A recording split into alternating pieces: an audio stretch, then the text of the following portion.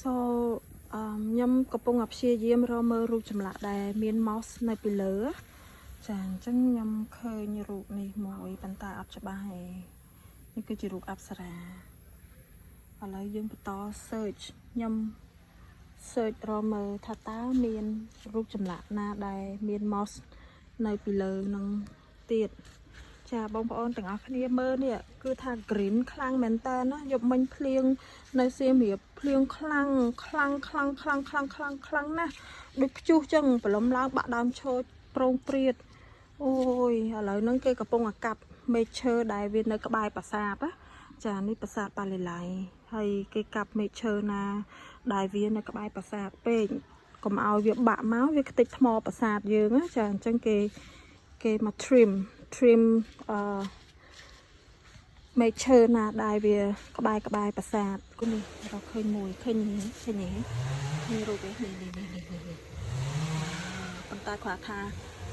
ដោះទាំងអស់ជុំទាំងអស់អានេះប្រកេះអានេះមុខនេះឃើញមួយនេះឃើញទៀតហើយនេះអ្នកអើយនេះឃើញទេ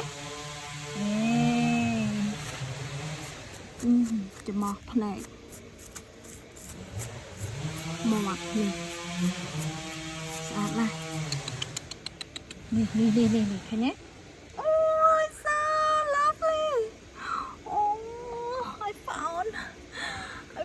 something at least ចាអញ្ចឹងបានគេអត់ឲ្យយើងអង្គុយ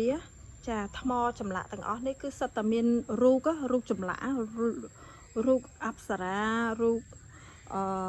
ព្រះបាទជ័យវរ្ម័នអីនៅលើថ្មហ្នឹងអញ្ចឹងគេអត់ឲ្យយើងអង្គុយទេចាគាត់ដើរលើដីបានតែអត់ឲ្យអង្គុយទេព្រោះអីមានរូបពិសេសគឺអាដបទឹកសុទ្ធហ្នឹងហ្មងផឹកប៉ុណ្ណាយកទៅវិញប៉ុណ្ណឹងយកមកដបមកទៅវិញយកដបទៅវិញផឹកទឹកអស់ហើយយកដបទៅវិញខ្ញុំ